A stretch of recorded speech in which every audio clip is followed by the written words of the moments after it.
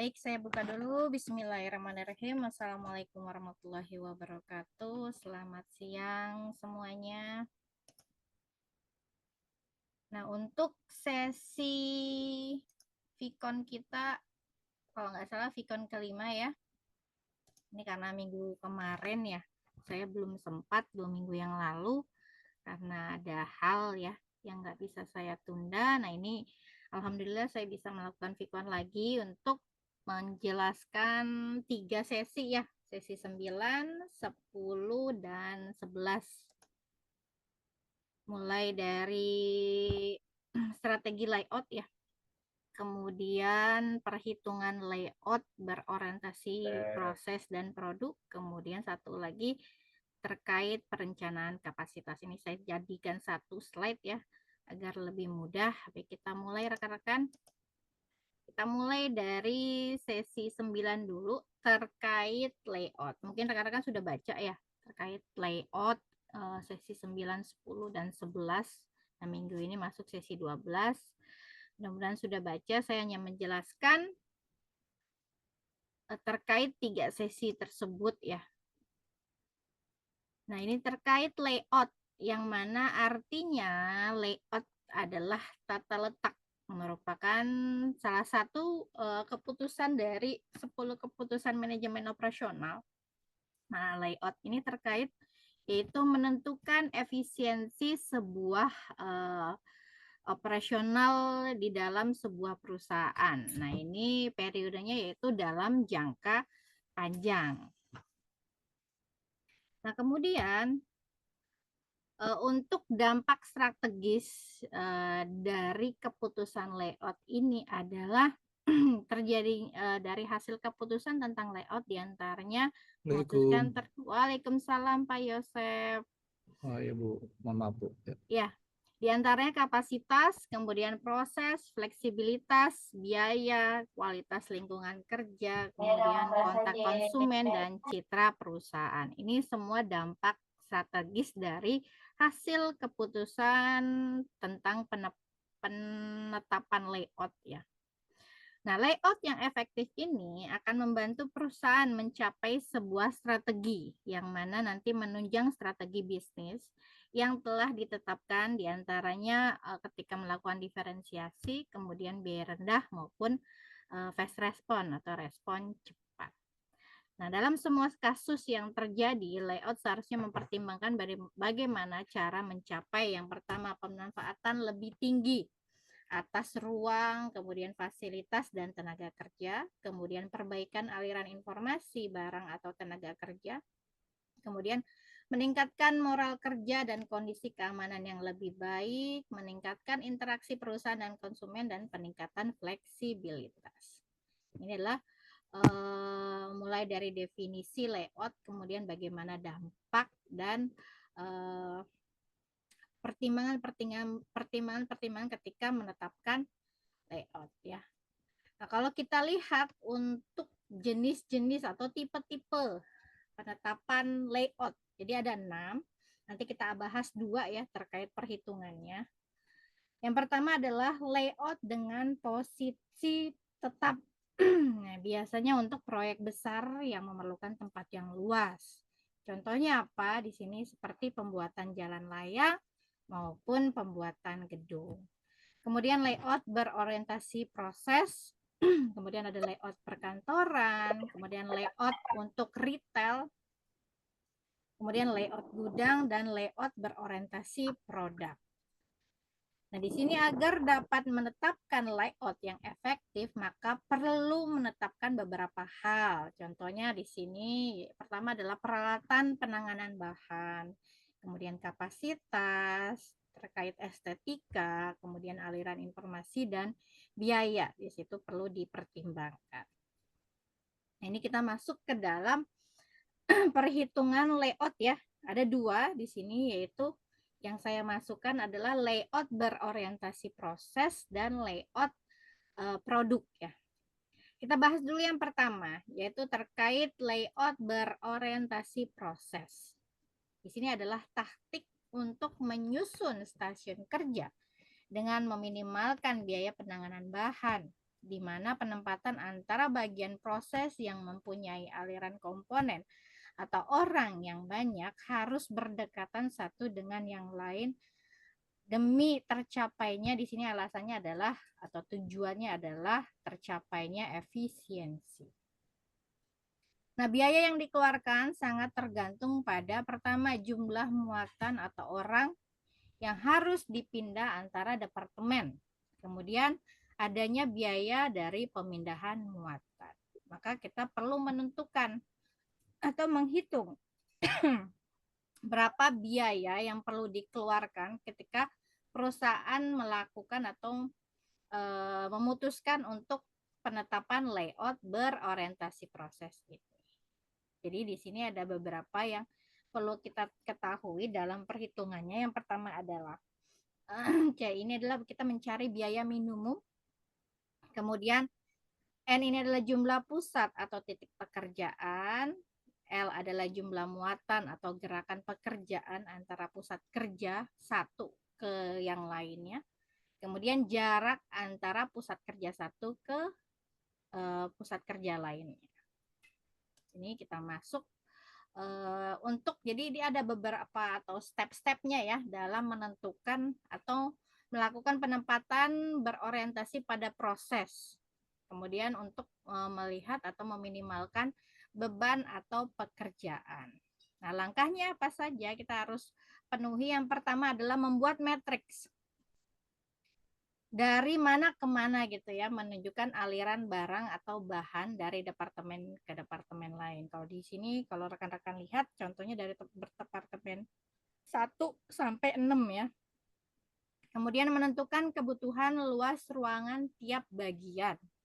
Kemudian membangun sebuah diagram skematis awal yang menunjukkan urutan departemen yang harus dilalui oleh komponen. Kemudian tentukan biaya layout ini dengan menggunakan rumus biaya minimum. Jadi kita coba-coba dulu nih dengan menggunakan misalkan skema 1 gitu. Kita lihat berapa biayanya. Kalau masih ada yang bisa kita pindah untuk melihat nanti biaya yang kedua berapa. Nah, dengan cara coba-coba atau dengan pendekatan program komputer yang canggih, cobalah untuk memperbaiki layout untuk pengaturan bagian yang cukup baik dalam arti yang lebih efisien. Kemudian menyiapkan rencana detail untuk mengatur bagian agar sesuai dengan bentuk bangunan atau wilayah yang tidak dapat dipindahkan. Contohnya seperti toilet atau tangga. Ini kan susah ya. Kemudian sering langkah ini meliputi proses yang memastikan bahwa rencana akhirnya dapat memenuhi persyaratan listrik, estetika, dan faktor lain. Kita masuk ke dalam contohnya. Nah, ini kita akan membuat jadi sebuah perusahaan yang mempunyai 6 departemen. Nah, setiap departemen berukuran 20 meter kali 20 meter. Panjang gedungnya 60 meter, lebar gedungnya 40 meter. Nah, arus muatan per departemen dalam minggu adalah sebagai berikut. Jadi di sini ada departemen A itu di dengan 1, B2, C3, D4, E5, dan F6. Nah, ini masing-masing untuk per departemennya. Di sini ada muatannya ya.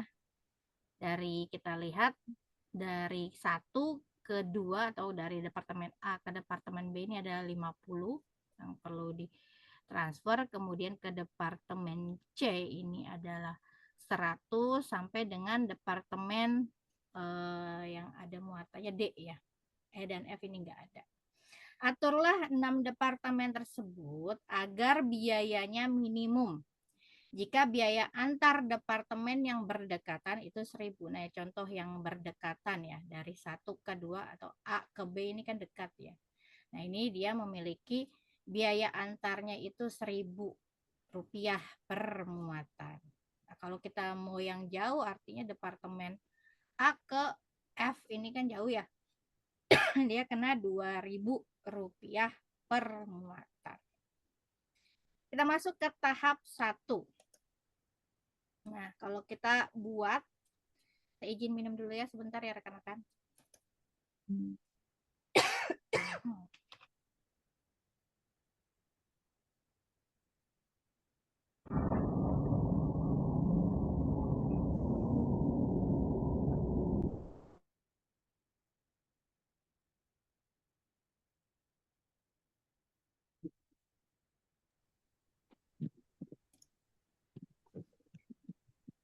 Oke, nah ini kalau kita buat matriksnya, jadi departemen 1 ini kosong, kemudian di departemen 2 departemen 3 ada 100, 4, 5, 0, 6, 20. Mengikuti data yang ada yang di sini ya. Jika sudah, nah ini akan kita bangun dimensinya. Tahap 2 adalah membangun dimensi dan tata letak departemen. Jadi kalau kita buat dari 6 departemen itu kita masukkan. Jadi di kamar pertama ini adalah departemen 1, kamar kedua departemen 2, kamar ketiga departemen 3. Jadi ini bentuknya ya, bentuk atau layoutnya. Kemudian kamar 4 departemen 4, kamar 5 departemen 5, kamar 6 departemen 6. Sudah kita bangun matriks dan membangun dimensi atau layout per departemen. Nah, tahap 3 adalah tahap 3 dan tahap 4 adalah kita mulai menghitung biaya perpindahan. Biaya berdekatan yaitu 1.000, yang tidak berdekatan adalah 2.000. Jadi kalau kita lihat dari departemen ini kan layoutnya nih 1, 2, 3, 4, 5. Kemudian kita cari biayanya permuatan dikalikan yang dekat sama, kalau kita lihat yang dekat dikalikan 1.000, yang jauh dikalikan 2.000. Kita lihat dari yang pertama, departemen 1 ke departemen 2. Kan dia ada muatan ya, dari 1 ke 2 itu 50. Karena dia berdekatan, ya ini dulu ya. Karena dia berdekatan antara 1 dan 2, berarti dia dikalikan dengan Rp1.000 per muatan. Nah, dari sini kita hitung ya. Untuk departemen 1 ke 2, berarti 50 dikalikan 1.000. Hasilnya 50.000 untuk biayanya. Kemudian dari 1 ke 3 itu ada 100. Nih, ini jangan sampai dari mana datanya, dari sini ya. Jadi dari 1 ke 2, 1 ke 3, 1 ke 4 enggak ada, 1 ke 5 enggak ada, 1 ke 6 itu nanti 20. 1 ke 2 50 kali 1.000, 1 ke 3. Nah, ini kita lihat ini jaraknya jauh ya. Dari 1 ke 3 dia ada muatan 100 dengan biayanya 2.000. Berarti 100 kali 2.000 sama dengan 200.000. Kemudian 1 ke 6 ada, 1 ke 6 ya. 1 ke 4 kan enggak ada, 1 ke 5 enggak ada, 1 ke 6. Nah, ini. Dari 1 ke 6 dia memiliki muatan 20 dan biayanya 2.000. Karena dia jauh, maka hasilnya 40.000. Sudah habis 1 ke 2, 1 3, 1 4, 1 5, 1 6. Sudah selesai. Sekarang kita lihat dari departemen 2. Ada 2 ke 3 yaitu 30 karena jaraknya berdekatan dikalikan 1.000. 30.000. Kemudian 2 ke 4. 2 ke 4 dia juga berdekatan, maka dikalikan 1.000. 2 ke 5 juga berdekatan, dikalikan 1.000. Kemudian 2 ke 6 tidak ada. Selesai di 2, kita lihat di 3. 3 ke mana nih? 4 ya. 3 ke 4 ada dia 20. Karena dia jauh, maka dikalikan 2.000 ya. 40.000. 35 tidak ada, 36 ada. Dia berdekatan dikalikan 1.000. Kemudian dari 4. 4 ini ada ke 5 ya.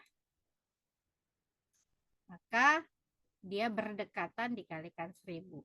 Kalau kita sudah mengalihkan setiap muatan dengan biaya antarnya, yang ada kan 1, 2, 3, dan 4, maka kita jumlahkan seluruh total biayanya. Didapat hasilnya 570.000. Nah, ini hasil biaya antarnya. Kalau dirasa ini belum mencapai biaya minimum, jika masih ada yang bisa kita pindah, nah ini ya, kalau kita lihat layoutnya bagaimana kalau si 1 ini pindah ke kolom 2 agar nanti yang 100 muatan ini kan besar ya. 100 ini tidak dikalikan 2000 gitu. Bagaimana kalau 100 ini dipindah ke sini, ketiga jadi satunya di sini, ketiga lebih dekat kan, jadi dikalikan 1000. Apakah akan mengurangi biaya total biayanya kan gitu. Nah, ini coba kita lihat.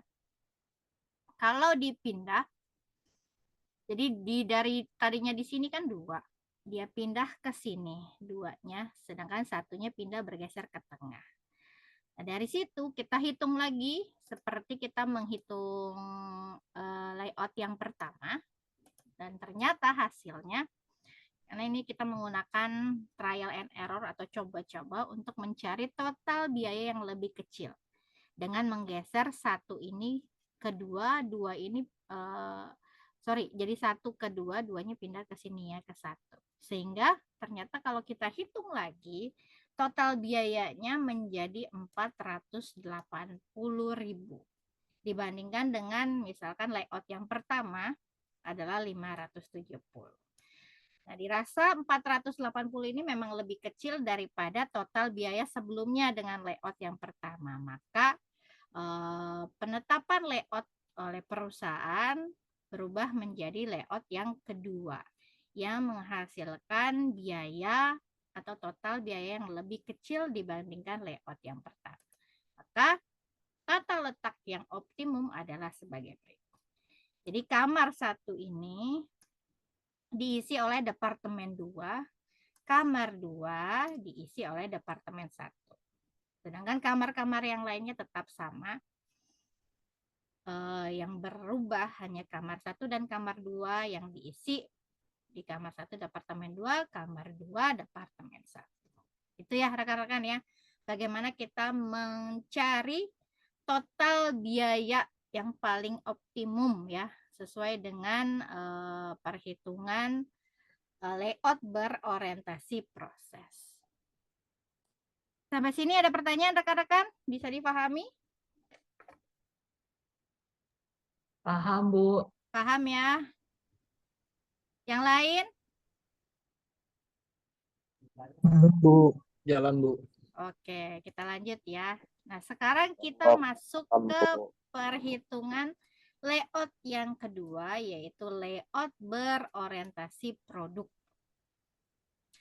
Nah, dalam layout berorientasi produk di sini adalah kita menggunakan konsep perhitungannya yaitu penyeimbangan lini perakitan, yaitu meminimalkan ketidakseimbangan antara mesin dan tenaga kerja dan memenuhi output yang dibutuhkan dari lini perakitan.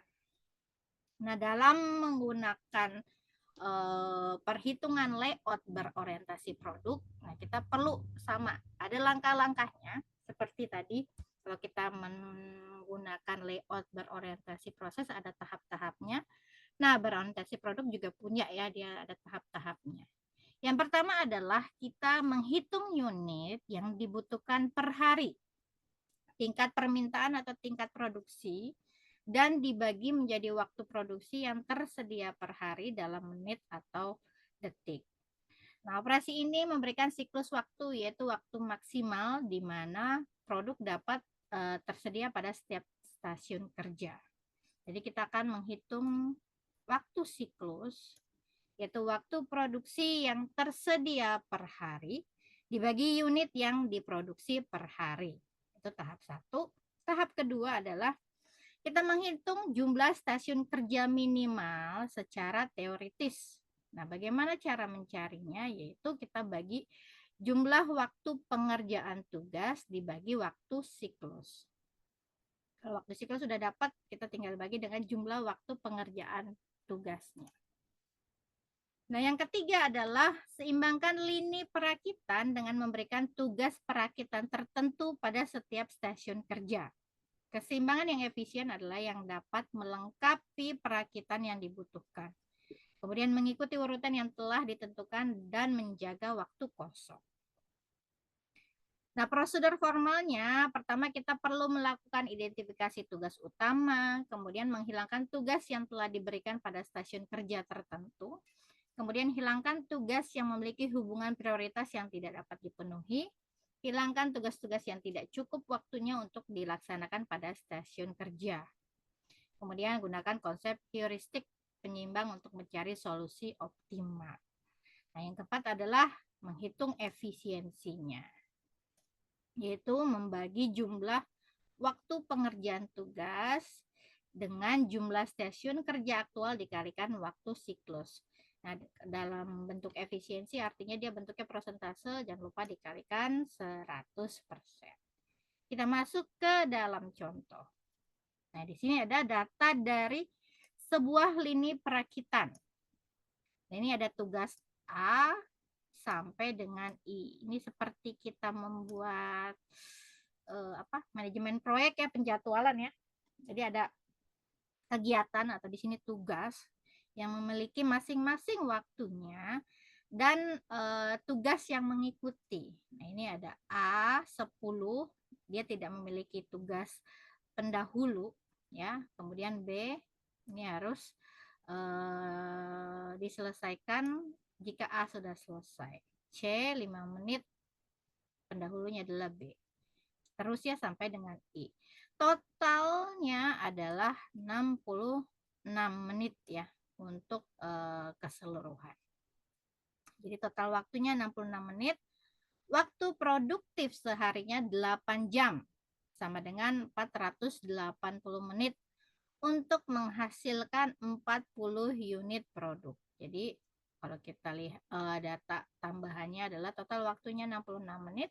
Waktu produktif seharinya 8 jam sama dengan 480 menit untuk menghasilkan 40 unit produk. Jadi dalam waktu 480 menit ada 40 unit produk yang diproduksi. Maka kita bisa cari waktu siklusnya, yaitu kita membagi waktu produktif sehari, yaitu 8 jam, 480 menit, dibagi 40 unit produk. Maka ketemu waktu siklusnya adalah 12 menit per satu unitnya ya, per unitnya.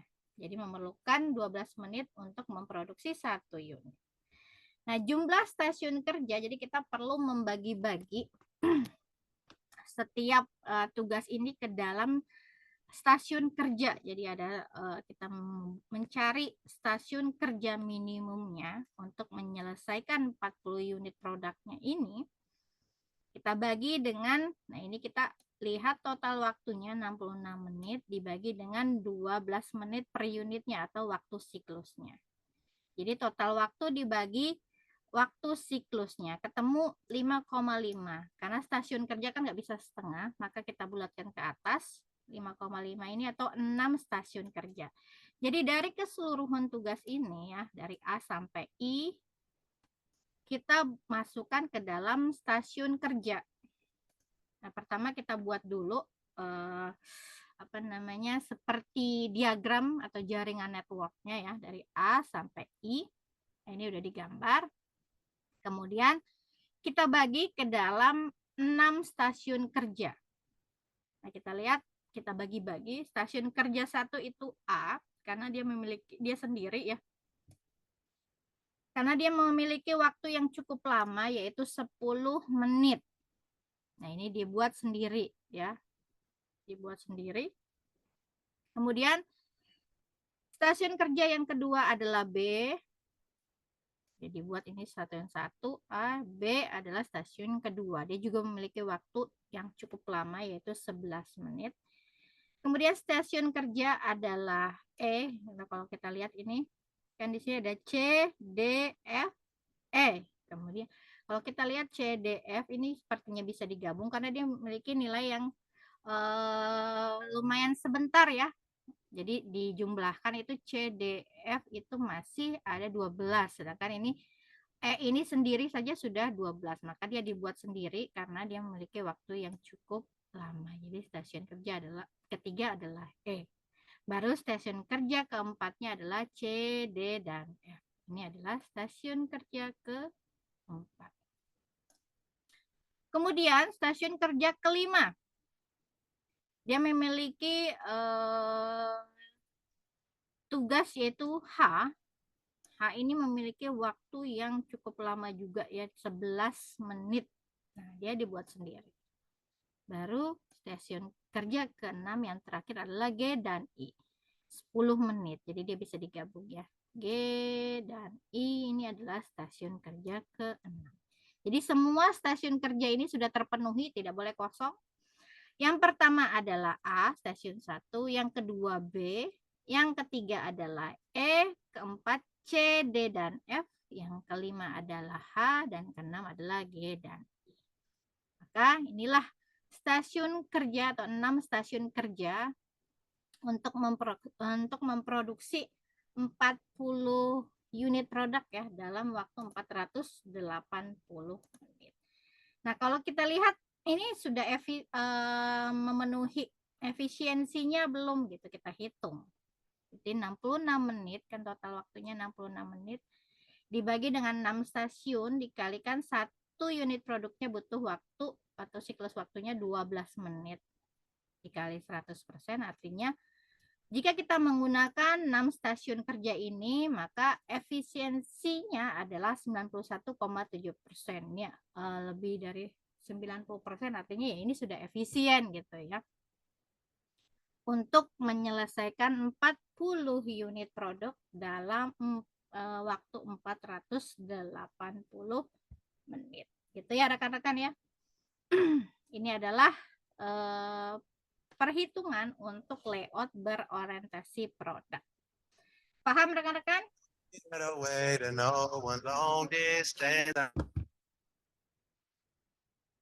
Ada pertanyaan? Bu, mau nanya Bu. Ya, silakan. Bu, ini dalam arti kata pembagian ini berarti dengan bobot yang sama ya, Bu? Maksudnya seakan-akan kan ini bagi rata ya dalam stasiun-stasiun ini ya. Dalam arti, maksudnya gini, tidak melihat seberapa banyak manpower yang di situ dan seberapa banyak alat produksi yang ada di situ ya Bu ya. Enggak, ini kan dia hanya membagi setiap stasiun kerja berdasarkan waktu ya. Iya. Jadi tidak Dan melihat. Ya, silakan. Oke. Terus yang efisiensi ini dikatakan adalah nilai optimum atau bisa kita anggaplah saya mau tadi kan berdasarkan hitung-hitungan aja 6 station ya. Kalau saya buat 5 itu jadi 1,1 atau 110% kan bisa juga ya Bu ya? Atau gimana Kalau ya Bu ya 5 kan baiknya? kita hitung dulu sesuai dengan jumlah stasiun kerja minimum yang terpenuhi. Nah, ini ya. Dia 5,5. Artinya kalau kita paksakan 5, Iya. nanti akan berubah efisiensinya kan. Nah, ini bisa kalau misalkan dia lebih turun efisiensinya, ya kita nggak bisa dipaksakan gitu kalau untuk 5 stasiun.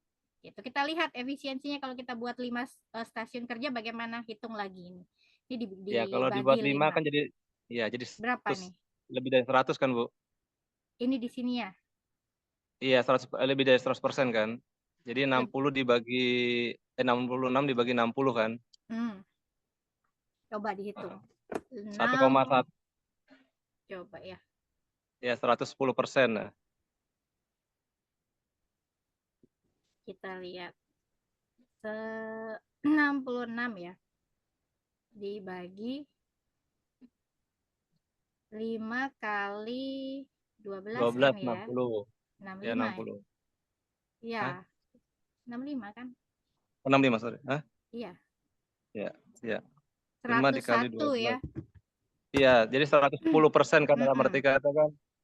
Efisiensinya lebih tinggi ya, tercapai gitu ya. Iya. Cuman berarti bisa nggak saya? bisa saja. Cuman ya kita lihat lagi.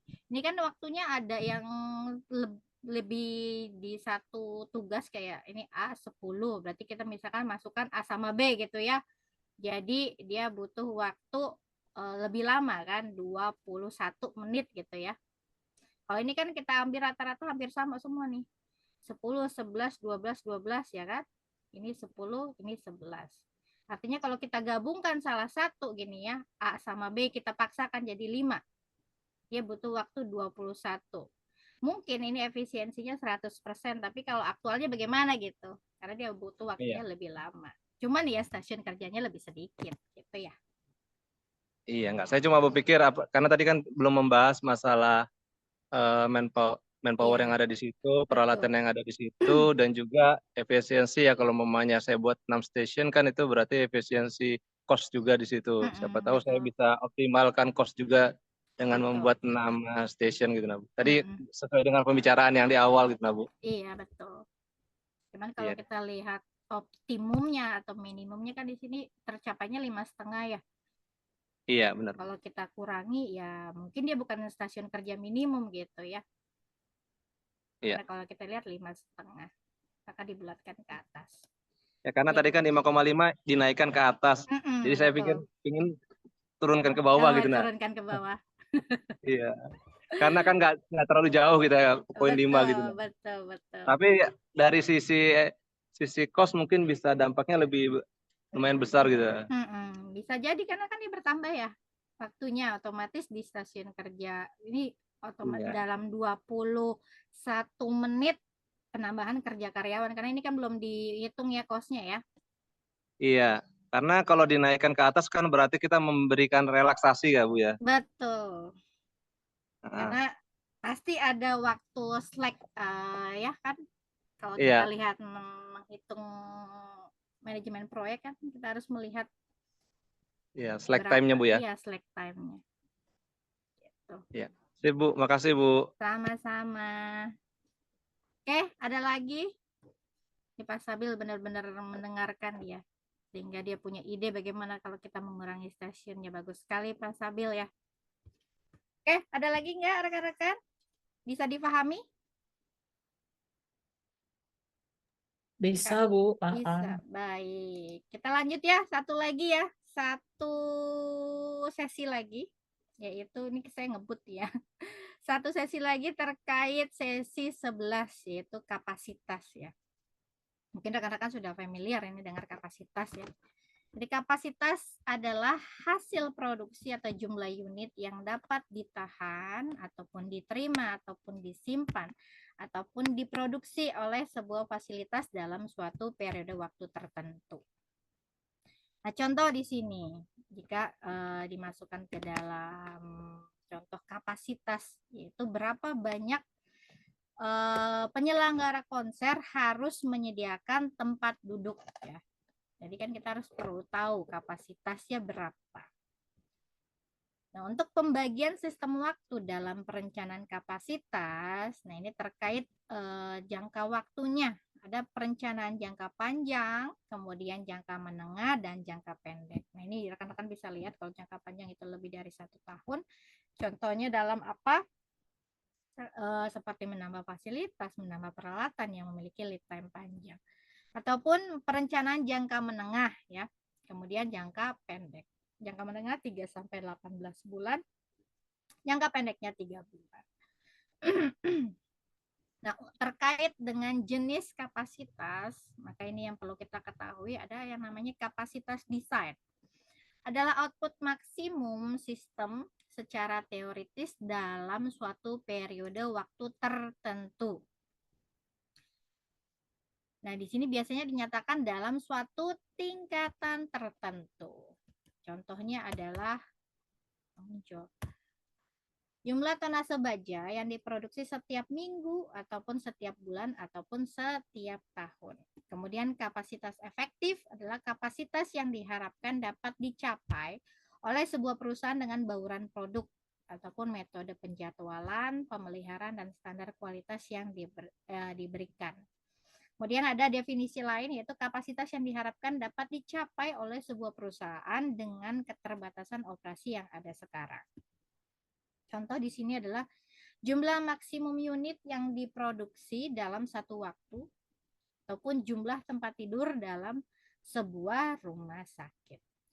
Nah, terkait pengukurannya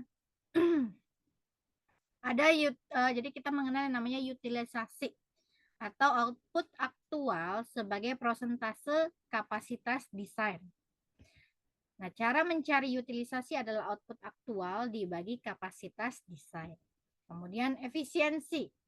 Ini efisiensi lagi adalah output aktual sebagai persentase kapasitas efektif. Nah, cara mencarinya adalah output aktual dibagi dengan kapasitas efektifnya.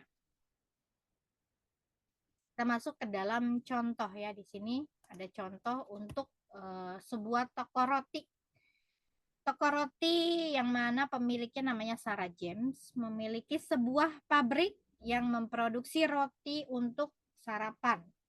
Nah, minggu lalu fasilitas memproduksi 148. Ini aku ya, ini ada ini. Jadi 148.000 roti. Online. Kapasitas efektif pabriknya adalah 175.000 roti. Jadi minggu lalu memproduksi 148.000 roti.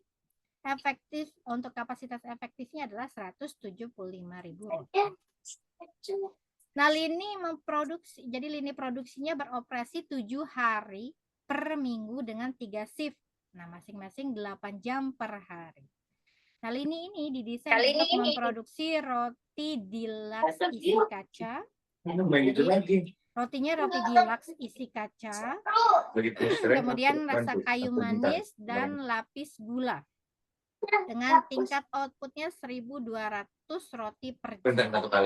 Diminta tentukan kapasitas. Ini saya lihat dulu ya.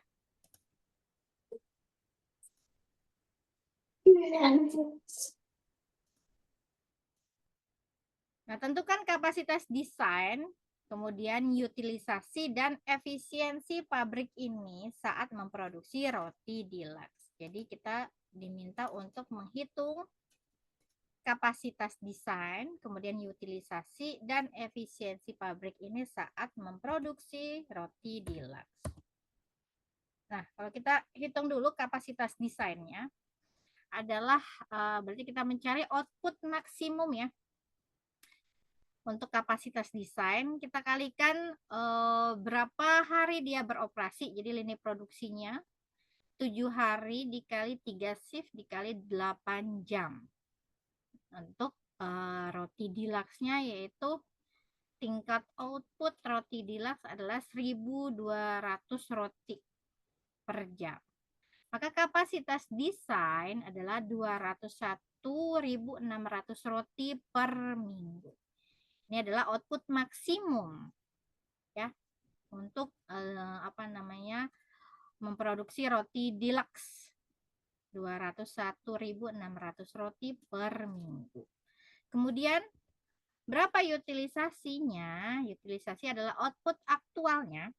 Aktualnya berapa minggu lalu kan? Nih, memproduksi 148.000 roti dibagi dengan kapasitas desain. Jadi output aktualnya dibagi dengan kapasitas desain. Maka utilisasinya adalah 73,4%. Kemudian efisiensinya berapa?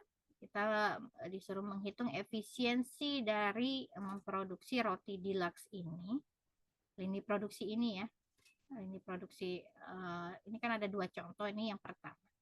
Efisiensinya adalah 140, kita bagi 148.000 adalah output aktual dibagi dengan kapasitas efektif. Nah, kita lihat kapasitas efektif di sini adalah kapasitas efektif pabrik adalah 175.000 roti. Jadi 148.000 dibagi 175.000. Hasilnya adalah 84,6%. Jadi diketahui kapasitas desain, kemudian utilisasi dan efisiensi toko roti Sarah James ini dalam memproduksi roti deluxe adalah yang pertama. Kapasitas desainnya adalah 201.600 atau output maksimum untuk roti deluxe adalah 201.600 roti per minggu dengan utilisasi 73,4% dan efisiensinya 84,6%. Ini contoh yang pertama. Kemudian jika di contoh yang kedua adalah bagaimana toko roti Sarah James ini menentukan output yang diharapkan. Jadi manajer toko roti Sarah James saat ini perlu meningkatkan produksi roti yang semakin digemari, yaitu roti deluxe. Jadi dilihat peningkatan penjualan roti deluxe ini semakin meningkat gitu ya, karena rotinya digemari oleh masyarakat. Nah, untuk memenuhi permintaan, maka manajer operasi akan menambahkan lini produksi kedua. Kalau tadi kita lihat contoh yang sebelumnya adalah lini produksi yang pertama, karena roti deluxe ini laku ya, maka dia ingin membuat lagi lini produksi kedua gitu ya. Manajer harus menetapkan lini produksi kedua bagi departemen penjualan. Nah, kapasitas efektif lini kedua ini dengan lini pertama yaitu jadi dianggap karena sama ya, dia kan memproduksi satu jenis roti deluxe, maka kapasitas efektifnya adalah 175.000 roti. Kalau kita lihat lini pertama tadi efisiensinya 84,6%. Nah, output lini kedua akan lebih sedikit daripada lini pertama. Jadi dianggap output lini kedua ini akan lebih sedikit dari lini pertama. Karena apa? Karena kru yang ada atau karyawan yang ada masih baru direkrut. Tentunya kalau baru direkrut, jadi kita harapannya efisiensinya nggak akan setinggi dengan lini pertama gitu ya. Maka jadi efisiensi yang diharapkan tidak lebih dari 75%. Nah, kalau dengan perkiraan seperti ini kan baru estimasi kan untuk efisiensinya. Berapakah output yang diharapkan? Jadi berapa banyak roti deluxe yang dapat diproduksi dari lini produksi yang kedua ini? Maka kita bisa lihat atau kita bisa cari kapasitas, kita kalikan kapasitas efektifnya dikalikan dengan efisiensinya. Nah, kalau kita hitung untuk output yang diharapkan dengan kapasitas efektifnya itu adalah 175.000 dikali dengan berapa efisiensinya. Nih, di 175.000 roti dikalikan dengan efisiensi yang diharapkan. Hasilnya adalah 131.250 roti. Tentunya output yang diharapkan untuk lini kedua ini tidak akan sama besarnya dengan lini pertama ya.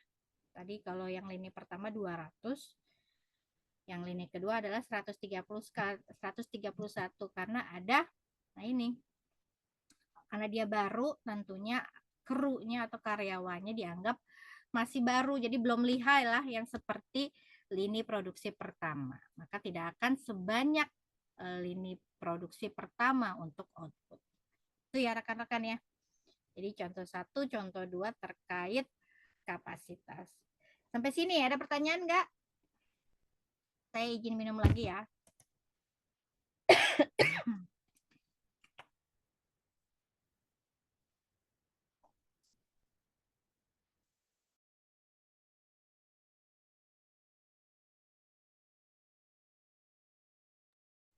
Oke, ada pertanyaan? Bu, nanya Bu. Silakan. Untuk kapasitas efektif ini, maksudnya bisa ditentukan masing-masing orang atau perusahaan ya Bu ya. Dalam arti kata kan kalau 175.000 roti ini sebenarnya masih jauh juga ya dari desainnya ya. Iya, Gitu, kan dia apakah ada kalau kita lihat dari awal itu 200 ya. Kalau iya. kita lihat contohnya. 201 tadi. Ini ya, coba lihat. Jangan ke situ. Nih, desainnya 201 ya. Iya. Jadi maksud saya itu ini penentuan ini berarti setiap perusahaan berbeda-beda ya Bu ya. Apakah dia mau menaruh efektivitasnya itu sekian ini kan 87% ya. Apakah itu mau 90 atau berapa gitu Bu? Iya, jadi kan gini, kita perlu pahami kapasitas desain kan adalah output maksimum ya yang bisa diproduksi di satu perusahaan. Otomatis kita punya acuan lah ya. Kita bisa memproduksi berapa ratus ribu gitu ya. Nah, kalau kapasitas efektif artinya dengan keterbatasan yang ada tentunya kita nggak bisa menetapkan seperti maksimumnya itu seperti kapasitas desainnya, karena kapasitas efektif ini kita melihat keterbatasan yang ada di perusahaan kita gitu ya, Iya. Mas Sabil. Karena kalau saya ngelihat utilisasinya kan baru di bawah 80 itu Ibu ya. Yang mana? Utilisasi dalam arti kata kan kalau kita membangun suatu atau mendesain suatu ya peralatan atau suatu apa namanya, kalau saya kebanyakan bermain di alat ya Bu ya. Nah saya itu selalu mengoperasikan peralatan itu yang saya katakan bisa optimal itu 80% penggunaan itu minimum. Jadi kalau masih tadi utilisasi 73 sebenarnya masih jauh banget ya dari sebenarnya suatu sistem atau suatu peralatan itu bisa digunakan gitu Bu. Jadi kalau utilisasinya bisa kita tingkatkan, seharusnya kan itu bisa lebih gitu. Nah maksud saya Bu, suatu perusahaan itu kenapa dia hanya menggunakan 73% aja gitu. Nah pasti ada sesuatu yang harus diimprove sini, either itu dari peralatannya atau manpower atau sistemnya dan sebagainya gitu. Dan sehingga efisiensinya bisa lebih naik lagi seharusnya ini. Baik, berarti kapasitas desainnya yang perlu kita rubah ya. Kalau desainnya mungkin bisa tetap ya Bu ya. Utilisasi, karena kan utilisasi di sini kita lihat membagi antara fasilitas produksi ya, mingguan dibagi dengan kapasitas desainnya. Artinya kalau kita mau menaikkan utilisasi, salah satu ini yang perlu kita tingkatkan kan? Iya benar. Ya 148-nya itu yang harus kita review Bu ya. Iya kan ini dia minggu lalu fasilitas memproduksi, artinya kalau kapasitasnya aja sebetulnya 201.600 artinya harus ada yang diperbaiki kan gitu. Iya. Berarti ini dalam minggu ke minggu bisa berubah kan Bu? Bisa. Oh iya. Dalam arti kita bisa dalam target umpamanya jangka pendek kita rubah umpamanya mungkin ya minggu ini kita 73%, mungkin minggu depan atau bulan depan kita bisa naikin 75 atau 80 gitu ya Bu ya. Betul. Oh ya satu lagi Bu mau nanya untuk biasa untuk target jangka pendek, menengah, panjang itu ada standarisasinya nggak ya Bu ya? Kadang-kadang kan ada yang bilang, oh ini jangka pendek, umpamanya untuk berapa bulan, jangka menengah berapa tahun, atau jangka panjang berapa puluh tahun. Nah itu sebenarnya ada standarnya sebetulnya atau? ada standarnya kali ya untuk setiap masing-masing apa namanya waktu yang ditentukan ya dalam kalau ini kan terkait kapasitas ya. Dan kalau kita telusuri harusnya ada acuannya. Ada standarnya Bu ya. Iya betul. Jadi kita bisa klasifikasikan masuk yang mana. Iya. Karena saya lihat dari beberapa bacaan itu kok kayaknya setiap orang menentukan target-target jangka itu kok beda-beda ya, pendek, menengah, panjangnya gitu. Betul. Iya. Iya deh. Makasih Bu. Sama-sama. Oke, ada lagi pertanyaan yang lain? Ini satu lagi ya, kita masuk satu lagi analisis ya yang bisa kita gunakan untuk menghitung kapasitas. Boleh Bu bertanya ya, Bu? Pak Yosep. Ya sedikit aja mungkin saya sih hanya menanyakan ini kan kapasitas secara total ya perhitungannya. Kalau terhadap produk defect-nya ada pertimbangan nggak Bu ya? Misalnya berapa persen, 3% kah Yang atau cacat ya? Iya, defektif produknya gitu. Kalau kita lihat kapasitas defect ya, perhitungan kapasitas berapa yang cacat, produk cacat. Kalau dilihat, kalau yang saya tahu kayaknya nggak ada ya Pak yang defect ya. Hanya nanti dihitung jumlahnya.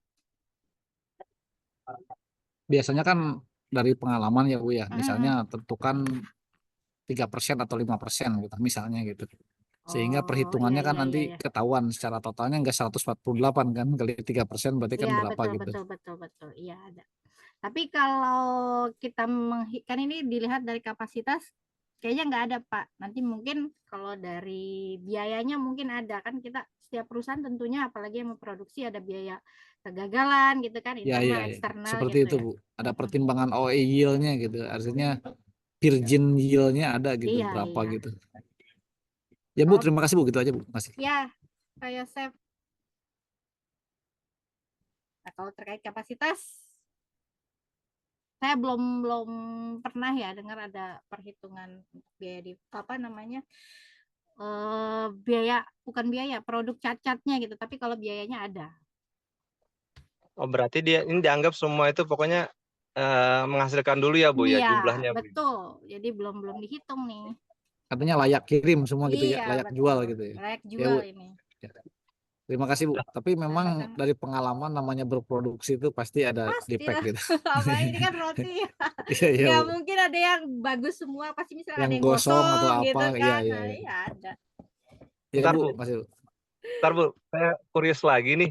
Heeh. Tadi yang dikatakan jumlahnya itu apakah yang kita produksi tidak tanpa menghitung yang gagal atau yang layak jual Tanpa ya Bu? menghitung, tanpa menghitung. Jadi ini dianggap layak semua ini. Udah menghitung kapasitas desainnya berapa gitu, utilisasi dan efisiensi. Tanpa melihat jumlah yang gagalnya. Ini secara keseluruhan. Oke, oke. Oke, di copy Bu. Oke. Oke, ada lagi rekan-rekan? Lanjut? Lanjut, Bu. Lanjut. Semangat, semangat. Ini karena udah lama nggak vikon kali ya. Iya nih Bu. Oke, Kangen, Bu. Nggak pikon. Oke, lanjut kita ya. Nah, satu lagi nih, mungkin rekan-rekan udah sering dengar ya, analisis titik impas. Apa itu analisis titik impas? Break even point nih, Bu ya? Betul, Point. break even point. Jadi kita masuk nih. Jadi selain tadi kita menghitung utilisasi, efisiensi gitu ya, mengenal kapasitas desain dan efektif, ada satu lagi analisisnya yang untuk menghitung kapasitas. Namanya adalah analisis titik impas atau break even point. Nah, kita lihat dulu apa sih analisis titik impas, walaupun rekan-rekan mungkin sudah paham ya, yaitu sebuah alat yang menentukan untuk menetapkan kapasitas yang harus dimiliki oleh sebuah fasilitas untuk mendapatkan keuntungan gitu ya. Nah, tujuannya adalah ketika kita menggunakan analisis ini adalah menemukan sebuah titik dalam unit dan rupiah di mana biayanya sama dengan keuntungan. Ini ada, kalau analisis ini saya berkesan sekali analisis break even point. Kalau skripsi saya dulu pakai ini, menentukan analisis titik impas ya. Kemudian jadi untuk mendapatkan keuntungan maka perusahaan harus beroperasi kan di mana gitu, kita melihat grafik kan, karena kan tahu ya break even point adalah perpotongan antara TR sama dengan TC atau laba sama dengan 0. Artinya di situ nanti kita menentukan jika perusahaan ingin mendapatkan keuntungan maka posisinya harus di mana gitu kan. Nah, ini kalau untuk mendapatkan keuntungan maka perusahaan harus beroperasi di atas titik impas gitu ya. Nah, bagaimana kalau kondisinya di bawah? Artinya dia mendapatkan kerugian. Nah, dalam menghitung break even point ini maka kita perlu tahu biaya-biaya yang digunakan untuk menentukan titik impas. Yang pertama adalah biaya tetap, adalah fixed cost ya, biasa disebut dengan fixed cost, yaitu biaya yang tetap ada walaupun perusahaan tidak beroperasi. Artinya tidak adanya unit yang diproduksi tapi biaya tetapnya selalu dikeluarkan atau harus dibayarkan gitu ya. Contoh di sini ada pajak, kemudian hutang dan lain-lain. Kemudian biaya variabel. Biaya yang bervariasi artinya dia berfluktuatif ya sesuai dengan banyaknya unit yang diproduksi. Nah, komponen utama variabel cost itu terdiri dari apa saja? Kalau rekan-rekan sudah dapat akuntansi biaya ya? Sudah mempelajari ya? Bu Marintan, Pak Yosef, Pak Sabil? Sudah dapat belum? Akuntansi biaya belum dapat? Belum Bu. Oh, belum ya? Nah, ini Iya. jadi nanti ada pembagian namanya perilaku biaya. Nanti di situ belajar yang termasuk ke dalam variabel cost apa saja, kemudian biaya tetap apa saja, kemudian pemisahan antara biaya semi variabel bagaimana. Nah, ini sedikit saja. Jadi komponen utama variabel cost itu terdiri dari biaya tenaga kerja langsung dan biaya bahan baku. Kemudian nanti satu lagi ada biaya utama ya, prime cost. Nah, ini kemudian ada margin kontribusi, yaitu selisih antara total pendapatan atau total revenue dengan variabel cost. Itu adalah namanya margin kontribusi.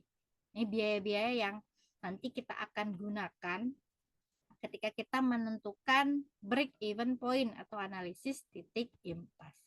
Nah, berikut adalah gambar grafik dari break even point. Jadi digambarkan di sini antara rupiah dengan volume atau unit ya, kapasitasnya. Kemudian karena fixed cost itu biaya yang tetap akan dikeluarkan meskipun perusahaan tidak berproduksi, jadi dia gambarnya adalah konstan ya, lurus seperti ini. Ini adalah fixed cost. Kemudian apalagi ada variable cost. Kemudian ada variable cost. Kemudian ada yang namanya total cost. Total cost adalah penjumlahan antara fixed cost dengan variable cost. Kemudian ada yang namanya total revenue. Ini dapat dicari dengan mengalihkan jumlah unit dengan harganya. Nah, kemudian di mana posisinya break even point? Nah, dikatakan bahwa break even point adalah titik di mana perpotongan antara total revenue dengan total cost. Berarti di sini adalah break even point, total revenue dengan total cost. Nah, kalau kan tadi ada posisi di mana perusahaan mendapatkan keuntungan jika berproduksi di mana? Masih ingat nggak? Di atas, Bu. Di atas. Kenapa dia di atas? Posisinya di atas ini ya, break even point, posisinya di atas. Nah, ini daerah laba. Kenapa dia akan mendapatkan keuntungan jika beroperasi di atas titik impas? Karena labanya ini, labanya besar ini, Bu. Gitu. Dilihat dari? Ini daerah laba nih yang warna hijau. Iya. Kenapa, Pak? Artinya? Biaya operasionalnya rendah ya, Bu? Biaya operasionalnya rendah. Baik. Jadi gini, kan break even point ini kan TR sama dengan TC. Artinya laba 0 ya. Karena total revenue sama dengan total cost. Ketika perusahaan ingin mendapatkan keuntungan, maka perusahaan harus beroperasi di atas tingkat break even point ini kan. Artinya di sini kan. Nah, kenapa dia akan mendapatkan keuntungan jika beroperasi di atas tingkat break even point? Nah, ini kita bisa lihat. TC-nya di bawah kan daripada TR. TR kan total revenue, pendapatan. Total cost adalah total biaya. Jadi TR ini lebih besar daripada TC, ya kan? Nah, kalau posisinya di bawah bagaimana?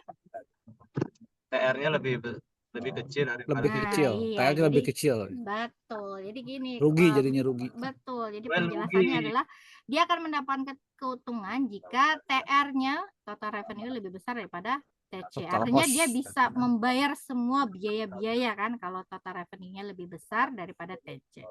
Nah, kalau di bawah tentu dia akan mendapatkan kerugian karena dia nggak akan bisa bayar-bayar semua biaya operasionalnya kan. Karena kita lihat TR-nya ini di bawah TC. Maka untuk mendapatkan keuntungan perusahaan harus beroperasi di atas. Bagaimana penjelasannya seperti tadi? Total revenue lebih besar daripada total cost sehingga perusahaan mampu membayar semua biaya operasional atau beban-beban operasional perusahaan. Nah, kalau di bawah tentunya tidak bisa membayar, dia rugi ya kan? TR-nya minus, sedangkan TC-nya ya lebih besar. Itu ya rekan-rekan ya. Nah, Siap. sekarang kita masuk ke dalam perhitungan titik impasnya.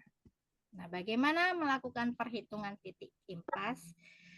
Break even point atau titik impas terjadi saat pendapatan total sama dengan biaya total. Oleh karena itu, TR sama dengan TC atau laba sama dengan 0. Nah, dalam perhitungan titik impas, maka kita akan mencari break even point dalam unit, artinya titik impas dalam unit, kemudian break even point dalam rupiah. Ini bisa kalau unit tetap unit, kalau misalkan dia perhitungan dalam dolar berarti break even point dalam dolar, kalau euro gitu ya. Jadi titik dipakai rupiah berarti titik impas dalam rupiah. Kemudian apalagi data yang kita perlukan? Kita perlu harga per unit, kemudian Q ini adalah jumlah unit yang diproduksi, FC ini adalah biaya tetap, PC ini adalah biaya variabel per unit, kemudian TR adalah pendapatan total, dan TC adalah biaya total. Kita masuk ke dalam rumusnya. Untuk titik impas dalam unit, maka dapat dicari dengan membagi biaya tetap dibagi dengan harga jual dikurangi biaya variabel.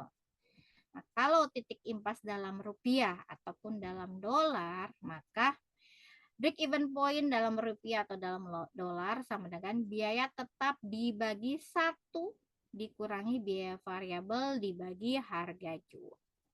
Nah, kita masuk ke dalam contoh. Jadi kalau dalam perhitungan kapasitas untuk menggunakan analisis break even point, ada 2 contoh kasus. Yang pertama adalah kasus produknya tunggal. Kita lihat ya. Nah, ini perusahaan Steven memiliki biaya tetap $10.000 pada periode ini. Nah, biaya tenaga kerja langsungnya adalah $1,50. Kemudian per unit ya, ini biaya tenaga kerjanya per unit $1,50 dan biaya bahan bakunya $0,75 per unit. Harga jualnya $4.000 per unit. $4 ya.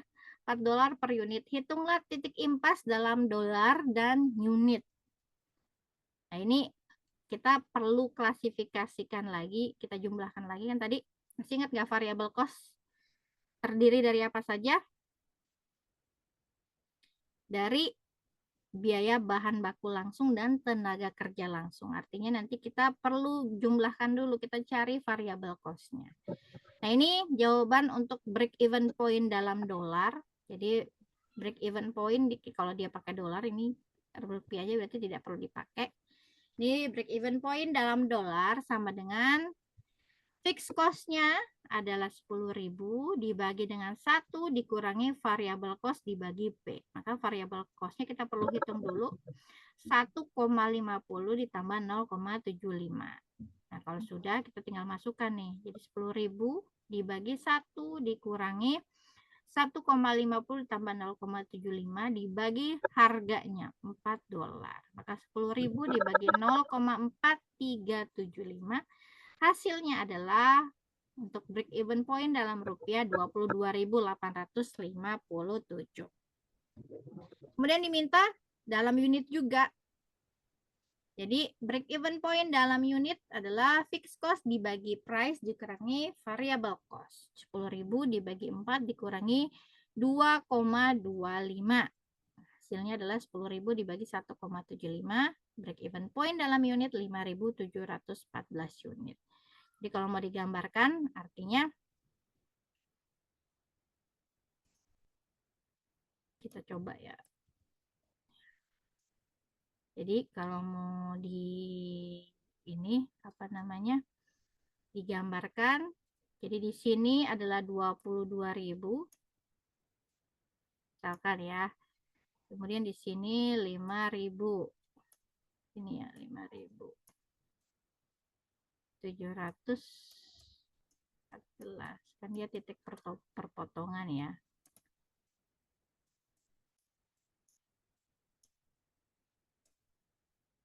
Nah, ini adalah jadi tinggal ditarik garis TR sama itunya. Nah, bisa dilihat ini BEP. Jadi berapa break even point dalam unit 5.714 dan break even point dalam dolarnya adalah 22.857.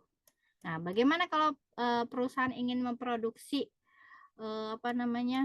untuk mendapatkan keuntungan, maka perusahaan perlu memproduksi di atas titik impas ini, di atas titik BEP ini, harus di sini ya.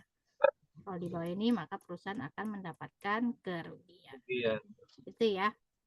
Nah, sekarang ini baru kasus produk tunggal. Bagaimana kalau multi produk? Jadi banyak yang diproduksi oleh satu perusahaan.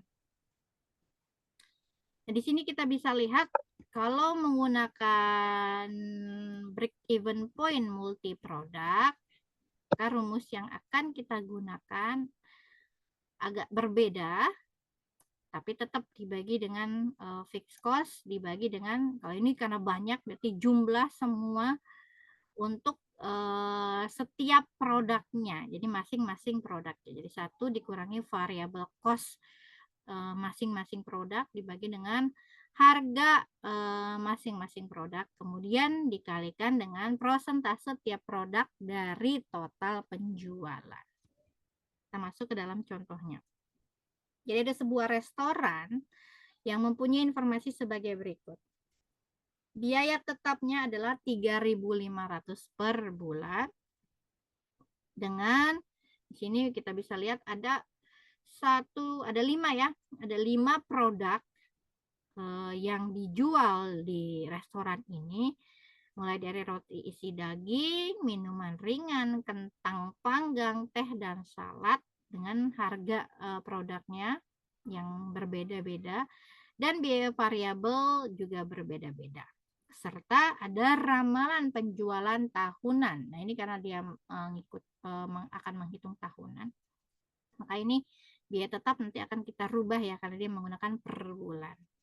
Ini untuk setiap produk ini masing-masing ramalan penjualannya: roti isi daging 7.000, minuman ringan 7.000, kentang panggang 5.000, teh 5.000 dan salad 3.000. Nah, dengan beragam penawaran ini maka analisis titik impas dilakukan seperti pada kasus produk tunggal, kecuali bahwa pada perhitungan multi produknya diberikan pembobotan produk berdasarkan proporsinya pada pada total penjualan. Ini kita mulai lakukan perhitungannya terlebih dahulu. Jadi pertama kita klasifikasikan dulu masing-masing ya produknya: roti isi daging, minuman ringan, kentang panggang, teh dan salad. Kita masukkan harganya sesuai dengan data yang ada, kemudian variable cost-nya, kemudian hitung variable cost dibagi dengan price-nya.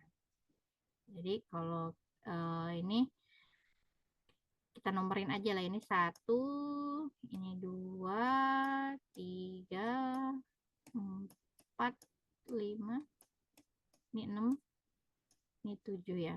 Nanti biar nggak bingung. Jadi harganya masukkan, variable cost-nya masukkan di kolom 3, kemudian variable cost dibagi price kita masukkan di kolom 4, kemudian 1 dikurangi variable cost per price. Ini kan kalau menghitung unit ya, kemudian ini menghitung rupiah. Nah, kemudian kita ramalkan pendapatan tahunannya sesuai dengan hasil ini, data yang sudah kita miliki. Sorry, kelewatan. Nah, ini ramalan penjualan tahunan dalam unit untuk menghitung pendapatannya.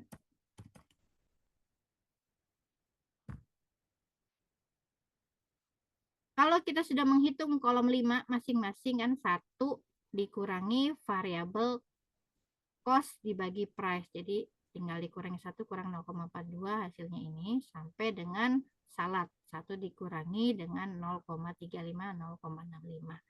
Kemudian ramalan pendapatannya. Berarti kita perlu melihat ramalan penjualannya kalau roti isi daging kalau tadi tidak salah 7.000 ya.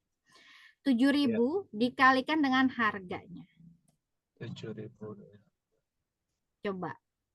7. 7.000 Ya, dikali 295 berapa? 26. Iya, kurang lebih Betul ya? 26. Iya, Bu. Ya, betul ya. Nah, kemudian sama dengan minuman ringan. Tadi kalau nggak salah juga 7.000 dikali 0,80. Kemudian ini tadi berapa? 5.000, 5.000, ini 3.000 deh. Ya. Nih, kalau sudah semua kita totalkan berapa? Di sini 46.300. Setelah kolom 6 selesai, maka persentase penjualan untuk setiap produk kita bisa cari. Nah, ini 0,446 dapat dari 20.650 dibagi 46.300. 46.300. Dapat 0,446. Ya, Pak Sabil, betul ya? 20. Iya, Bu.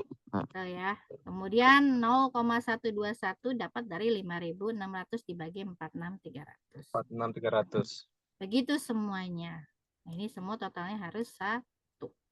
Nah, setelah kolom 7 selesai, maka kita perlu cari bobotnya. Nah, bobotnya ini 5 kali 7, artinya kolom 5 dikali kolom 7. Jadi di sini 1 VC per P atau dibagi P dikalikan persentase penjualan atau 0,58 dikali 0,446. 0,446. Benar nggak nih? 0,2. Benar 0,2586. Ya, 259. Mungkin 259 ya. Nah, ini kalau semua sudah dijumlahkan 0,625. Nah, hasil ini yang akan kita gunakan. Ini adalah bobot ya. Jika sudah, maka kita bisa menghitung break even point-nya. Dengan pendekatan ini didapatkan bahwa total pembobotan dari tiap produk adalah 0,625. Maka titik impasnya, nah ini kita mencari nggak lagi dibagi dengan break even point rupiah dan unit. Jadi secara keseluruhan ya. Jadi break even point di sini fixed cost, karena tadi masih pakai bulan, fixed cost-nya tadi 3.500 ya. Dicari dalam setahun, maka 3.500 dikali 12 bulan. Lalu dibagi dengan hasil dari pembobotan tiap produk tadi. Jumlahnya berapa? 0,625. Maka ketemu break even point-nya adalah 67.200. Ini untuk setahun ya, karena dia menghitung tahunannya. Jadi break even point sebesar 67.200. Nah, dari informasi, ini ada lanjutannya. Jadi dari informasi diketahui bahwa penjualan harian totalnya yaitu 52 minggu. Di mana masing-masingnya 6 hari. Maka berapa titik impas hariannya? Kalau ini melihat setahunnya, berapa titik impas hariannya? Maka kita bisa bagi berapa total break even point 67.200 dibagi 52 kali 6 hari, benar ya, 312 ya. Jadi dikali total penjualannya 52 minggu yang mana masing-masing 6 hari. Kan 1 minggu sebetulnya 7 ya. Dia hanya beroperasi 6 hari. Dengan jumlah minggunya 52. Jadi 52 kali 6 hari 312 hari. 67.200 dibagi 312 hari, maka titik impas hariannya adalah 215,38 dolar. 215 ya. Ya, benar ya? Benar, Bu. Oke. Nah, kemudian ada lagi pertanyaan. Misalkan dengan menggunakan contoh yang sama, maka penjualan per hari untuk roti isi daging berapa? Karena dia punya 5 produk, nah ditanya roti isi daging. Dengan menggunakan contoh yang sama, maka penjualan per hari untuk roti isi daging adalah kita tinggal kalikan berapa persentase penjualannya dikalikan dengan break even point harian dibagi harga. Harga untuk roti isi daging ya. Jadi ini prosentase penjualannya kita bisa lihat tadi di tabel ya sebelumnya. Ini prosentase penjualan dikalikan break even point dalam harinya. Ini kan untuk menghitung per hari. Kemudian dibagi dengan harga untuk roti isi daging. Jadi penjualan per harinya yaitu 33 roti isi daging per hari. Jadi restoran ini dalam satu hari dia akan menjual 33 roti isi daging. Gitu ya. Oh, berarti selesai ya. Nah, ini adalah analisis titik impas yang dapat kita gunakan untuk menentukan kapasitas. Oke, silakan. Ada pertanyaan nggak? Pak Sabil, Bu mau nanya Bu. silakan. Bu, sorry. Ada standarnya nggak Bu? Kalau umpamanya kita sebagai starter ya, break even point itu kan standar itu berapa lama ya Bu ya? Maksudnya kita katakan bahwa usaha kita ini layak untuk dilakukan. Karena kan pasti di awal-awal kan kita pasti minus duluan kan. Dalam arti kata bisa jadi kita nombokin biaya operasional kan. Nah, itu ada standarnya Bu. Jadi kita tahu bahwa oh ini kita lanjutin atau tidak usaha kita, sehingga paling enggak kita kan kalau sudah kita mencapai waktu tertentu untuk BOP itu kan kita sudah merasa aman, dalam arti kata insya Allah sebentar lagi kita akan ada dapat gainnya lah ya. Kalau standar nggak ada ya. Yang pasti kita perlu melakukan perhitungan break even point dulu. Nah, baru kalau soalnya gini, break even point itu tidak digunakan untuk melihat standar yang perlu kita capai, tapi biasanya ya dia digunakan untuk perencanaan laba gitu Pak Sabil. Oh gitu ya. Jadi kalau melihat estimasi ya berapa kira-kira yang perlu kita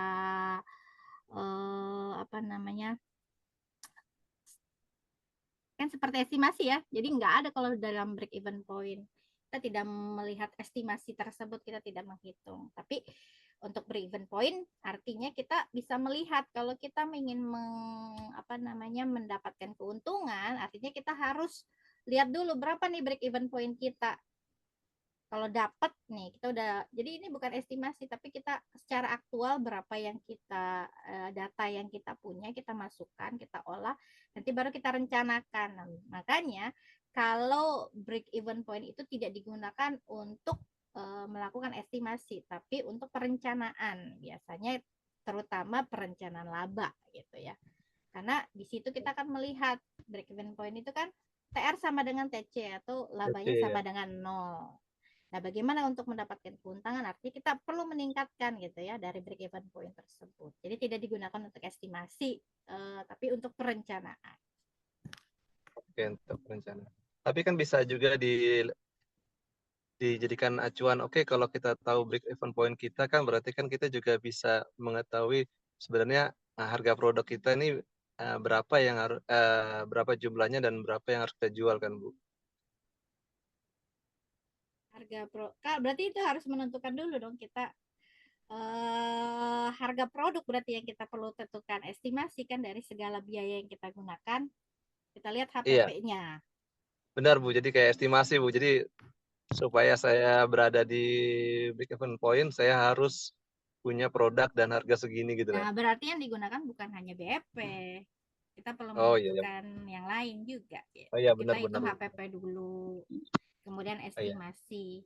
Kan bisa tuh pakai Y sama dengan A plus B kali X. Iya, itu kan buat bisa, estimasi. Buat forecasting. Iya, jadi mix, sorry Bu, jadi mix nih. Gak apa-apa Pak Sabil, karena memang semuanya itu akan berhubungan gitu ini ya. kayaknya. Iya, betul. Iya deh. Makasih Bu. Sama-sama. Ada lagi rekan-rekan?